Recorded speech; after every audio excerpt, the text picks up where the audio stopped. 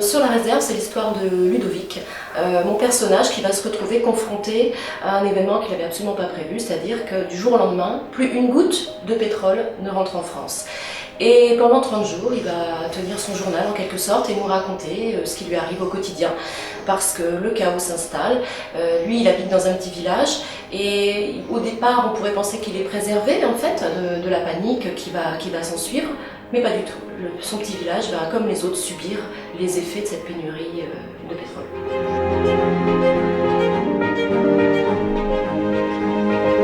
Un jour, je me suis dit que la fin du pétrole serait peut-être ce qui sauverait la planète et l'humanité. C'est une drôle d'idée.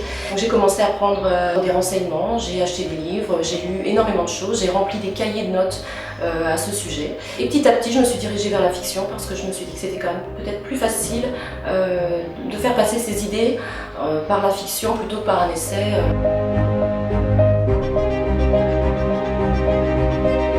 Le pétrole me semblait vraiment être l'élément essentiel de toute une problématique de notre siècle, du siècle d'avant, en fait, depuis un siècle et demi. Au niveau climatique, déjà, on sait bien qu'il y a un vrai problème de réchauffement à cause du CO2 qui est émis. Au niveau économique, la croissance est liée à la production de pétrole. Au niveau géopolitique, la plupart des grands conflits mondiaux sont liés au pétrole, même si on ne le sait pas toujours au moment où les conflits ont lieu. Au niveau santé publique, avec tous les problèmes aujourd'hui qu'on peut trouver pour les enfants, pour la société, pour les cancers.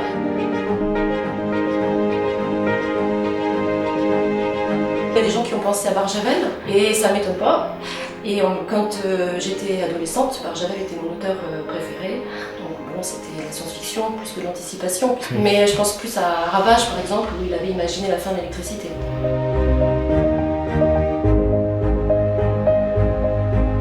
Ce qui me touche, c'est quand les gens qui l'ont lu se percutent soudain qu'effectivement, ils sont dépendants. Et qu'on est tous dépendants, qu'on est boulimiques même de l'énergie, pas que du pétrole, mais en tout cas de l'énergie. Et que sans énergie, sans pétrole, on serait complètement perdu. Et quand les gens me racontent, chacun à leur niveau, les petits détails dans le livre qui les ont marqués, moi ça me plaît, parce que je me dis, tiens, c'est marrant, ça les a fait réagir sur ça. Alors l'un, ça va être, quoi, mais il peut plus se laver, il peut plus prendre de douche, c'est assez drôle. L'autre, ça va être, oh, mais c'est pas possible, mes placards sont vides.